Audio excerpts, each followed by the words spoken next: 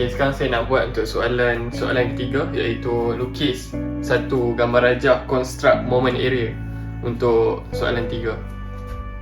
Okay, sebelum kita lukis untuk diagram untuk soalan 3, kita perlu lukis dulu garis-garis betul-betul untuk A, B, C, D ni. Okay, sebelum kita lukis ni, kita perlu lukis dulu cantilever beam ni. Kemudian, okay, sebelum kita lukis gambar rajah ni, kita perlu tahu untuk moment, dia punya gambar rajah dia mestilah gambar rajah dia mesti akan jadi 4 segi, petak. Okay. Untuk reaction pula, kita perlu tahu reaction dia mesti gambar rajah menaik. Dia akan sama. Dia tak macam UDL. Untuk UDL, dia akan jadi gambar rajah dia akan jadi melengkung. Dia akan melengkung kat bahagian ni. Melengkung. Okay, kemudian kita perlu buat satu garisan, garis lurus.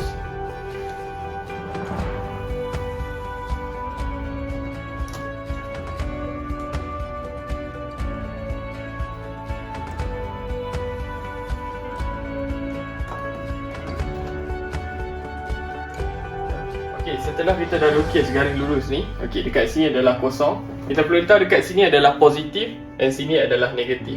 Okey, kita tengok ini deflection dia 50 darab dengan 5. Okey, 5 ni 50 km ni dia perlu darab dengan jarak E ke D, iaitu total dia adalah 5 meter. Okey, kita dapat kat sini adalah positif. Okey, jadi dia akan duduk pada bahagian atas. 250 kita anggarkan kat sini, 250 kilonewton meter. Okey, jadi kita perlu lukiskan satu garis lurus, iaitu yang macam ni. Reaction ni garis lurus ke bahagian sini.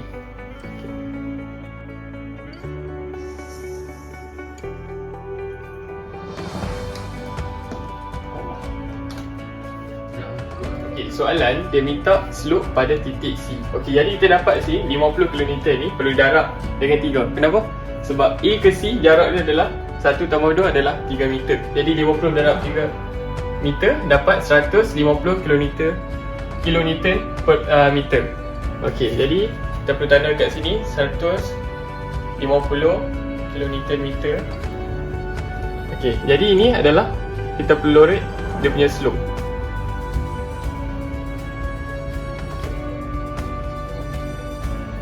Okey, untuk moment pula, gambar rajah yang kita lukis ni mestilah petak. Okey, seperti mana saya cakap tadi, okey, moment mestilah petak.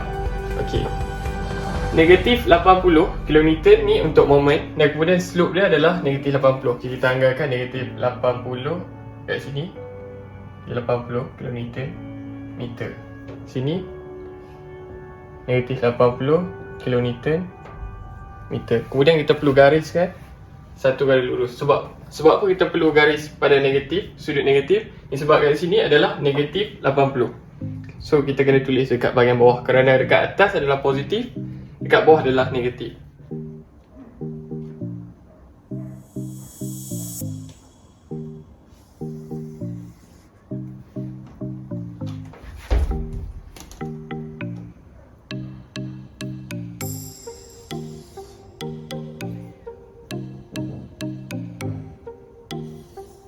Okey. Okey, sekarang kita dah siap lukis untuk gambar rajah moment. Okey, sebenarnya kita akan lukis untuk point load ni. Point load berada pada titik B, jadi kita kena start gambar rajah ni pada titik B. Okey, point load ni dia akan gambar rajah dia akan jadi macam ni, 3 segi yang menurun. Okey. Okey, point load dekat sini adalah positif, tapi dekat sini kita kira negatif. Sebab apa? Sebab tekanan yang dikenakan yang menurun, dia perlu ditolak, dan yang reaction yang ke atas ni kita perlu tambah. Okey, jadi negatif 20 perlu darab dengan 4, dan titik B ke titik D jarak dia adalah 4 meter. So kita darab dengan 4, kita akan dapat negatif 80. So kita tahu kita anggarkan kat sini adalah negatif 80 kilonewton meter. So kita perlu gariskan daripada titik B ni ke titik D ke sini. Okay.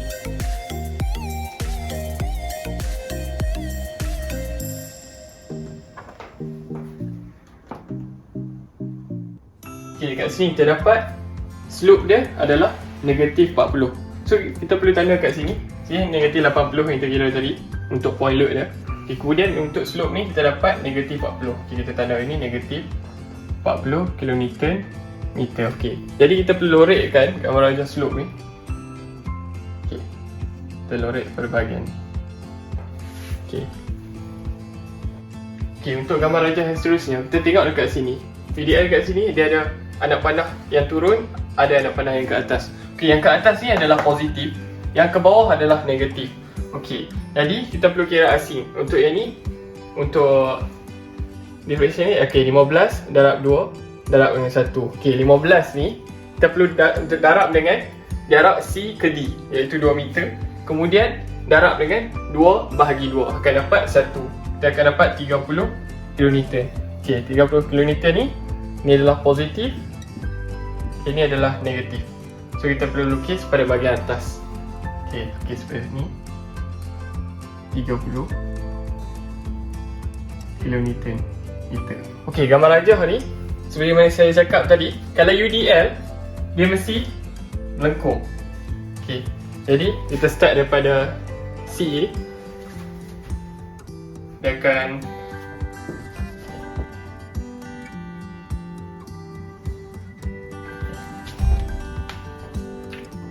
okey, tadi kita dah lukis diagram untuk yang anak panah ke atas, iaitu positif. Okay, kemudian kita akan kira yang negatif lah.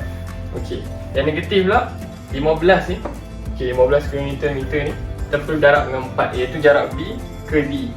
2 tambah 2 adalah 4. Okay, jadi 4 bahagi 2 akan jadi 2 kat sini. Okey, 15 darab 4 darab 2, kemudian kita akan dapat negatif 120 kN meter. Okey, jadi gambar rajah dia akan pada bahagian negatif. Okay, jadi sekarang kita akan tanda dekat bahagian sini. Ini adalah negatif 120 kN meter. Okay, kita akan